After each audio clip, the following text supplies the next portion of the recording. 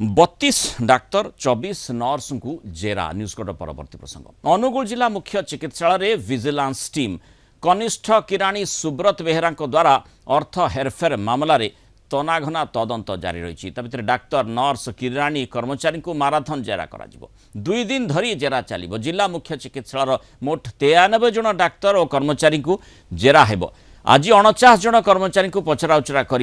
vigilance कर्मचारी मध्य 32 जन doctor 24 staff nurse 9 जन किराणी अच्छा 8 जन वार्ड अटेंडेंट 2 जन रोसैया 2 जन ड्राइवर जड़े पिओन भी सुब्रत द्वारा अर्थ तोषरपातर शिकार होता अभियोग होती एमानक मध्यरु एबे 26 जन अवसर नहीं सारी बेले 5 जनकर मृत्यु भी हो सारी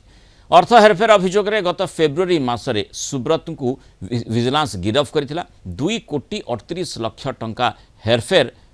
होइथिबा नै अभियोग होइथिला पचानबे कले जेरोस्कोपी मोर 1600 टका नहीं नथले मो अकाउंट को आस्तला ए जो हम अकाउंटेंट थिले सुब्रत बेहेरा नहीं से सोंदा हम जान नथलो एबे जाना पड़ला जे अधिका पैसा तुम दरम आस्तला कौन से पैसा जो एपट सब हेची जहाँ भी सेटा फेरे चंदी कि डिपोजिट करछन नै एक्सेस कोन हेची आ से जे नै थिले पैसा सेगुडा को माने हेरफेर कोन हेची कोन नै से विषय लीव रे ऑलरेडी थिली आ सेते बेले सैलरी ड्रॉ होला कहली कोन पई बोली ताम पचला पर कहले भूल रे एडा हेची आपण दे दियंतु पैसाटा मो अकाउंट मो ट्रांसफर से माने जोने के सैलरी हम नथले जो अकाउंट जोने सैलरी नथले डाक्टर हे परंती पैरामेडिक हे परंती जोने सैलरी नथले तांको पे तांको अकाउंट अधिक समय जाइतला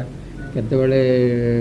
से माने अनेक जगह फेरे दैछंती तथापि सेटा विजिलेंस प्रोसेस अच्छी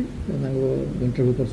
2 कोटी 38 लाख बाहर एपर्यंत आम जहाँ रिपोर्ट देखते रिपोर्ट सहीटा को तो चली केसटा